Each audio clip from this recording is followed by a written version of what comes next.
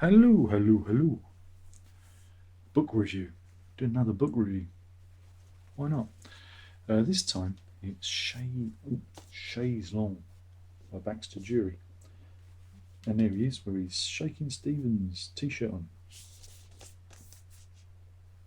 It's um, it's a slim volume. It took me 2 afternoons to read, and well, again, it's a funny one. It's an odd one. It's an odd one. Baxter Dury, for those who don't know, is the son of Ian Dury, and he appears on the cover of New Boots and Panties, kind of accidentally. And he's made a career more recently in music. His last album, the Night Chances, was out last year. It's a good record. I thought of reviewing it, but I thought you guys wouldn't appreciate it, so I didn't do it. Um, but yeah, he had a music career later in life.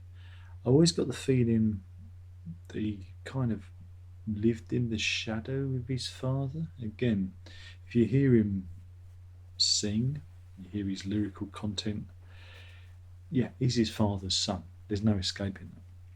So I was kind of interested to read the book because it details a certain period of his life. I think it finishes around 91. Details his like childhood up until he's up to his early 20s. Um, and yeah, there are a number of anecdotes in it. Again, Ian Jury's shadow looms large over the proceedings, and you find out, well, Ian Jury's idea of parenting is very different to everyone else's. And Baxter Dury, is the victim of, parents who didn't really take him in hand. He is the victim of a chaotic upbringing, and it shaped him.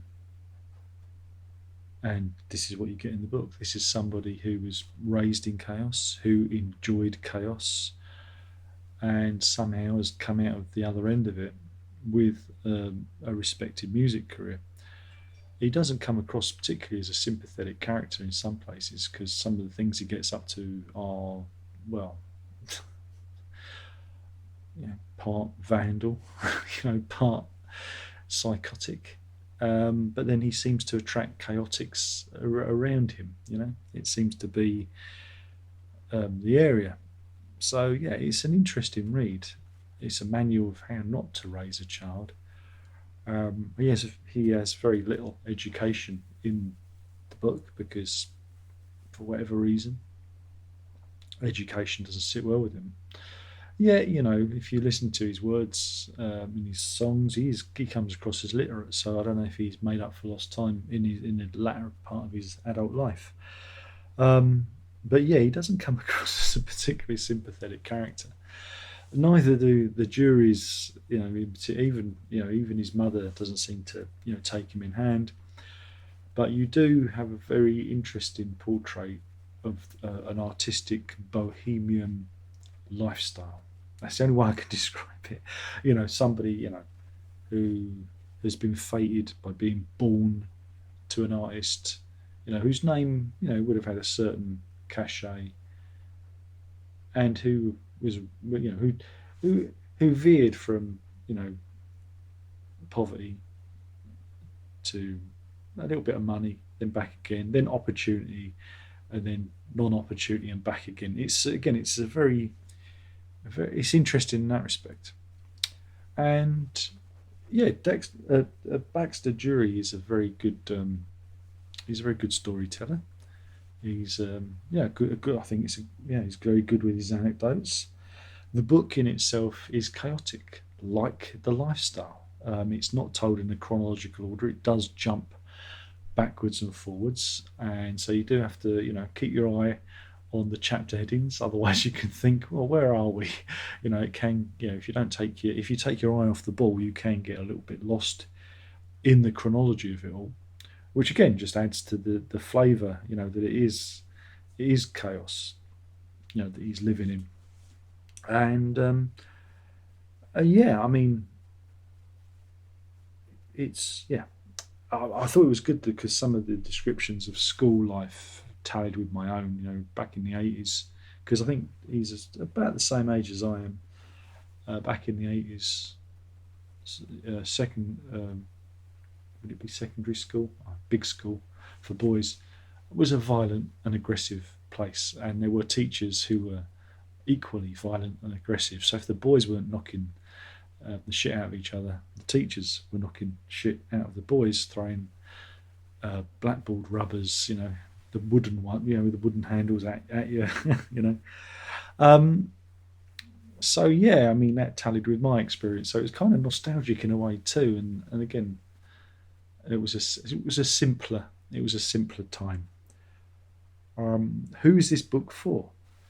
Uh, Fans of Baxter Dury and obviously fans of Ian Dury, because it does give you an insight into his old man and what he was like, and tales of the sulfate strangler. You would have seen some of these stories or some of the background to it played out in the biopic Andy Serkis biopic Sex, Drugs and Rock and Roll, which was out a few years back now, which is quite good actually. I quite enjoy it. Um, and yeah, Baxter Dury as a character is in that too.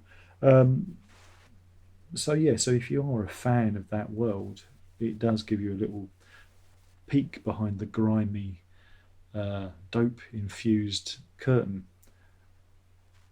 and it shows that artists are difficult people to deal with. Even as father to son. And again, the father son dynamic is an interesting one. Again, with my own father, um, it's an interesting dynamic to explore. All the best stories involve fathers and sons, um, and the desperation that comes when fathers don't play their role properly. And that's this book. Um, so yeah, I think it's kind of a niche audience. You've got to you've got to enjoy a good tale. You've also got to realise that this fella is a victim of his circumstances, I guess. But he has plenty of chance to do the right thing. So yeah, it was an interesting book. I found it fascinating, and it was a product of the lockdown, because he was thinking of doing this book for ages, but it was the lockdown that caused him to finally get it out. Um, and I think he still lives. I don't know if it was his father's one of his father's old flats with his own son, Cosmo, and they did a really good lockdown concert. They played some stuff from the Night Chances with his son on guitar, and that was nice because I think his dynamic with his son is a lot more improved. So yeah, it's a fascinating book. Not for everyone. Like I said, you've got to kind of know of the Dury clan and what that's all about. But he does a good job of telling the story. Again, even to a layperson, he does fill in the details. You do get a sense of who they are, and yeah, if you're looking for something, like I say, it's very slim to get through. It's worth your while. It's worth your while. So yeah, again, another great book. I wonder if there'll be a follow up. It'll be interesting to see where he goes. Um, but yeah, it's a good one. Interesting. Anyway, thank you for watching. My name's been Darren Lock. I've been talking about Baxter Dury's new autobiography, Chaise, which is a reference to the sofa that he was resigned to sleeping on when he was with his father, because the sulfate strangler got his bed.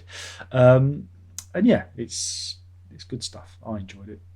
And that's it. Thank you for watching. There's only one more thing left to say. By now you know what that is, and that is ta-da.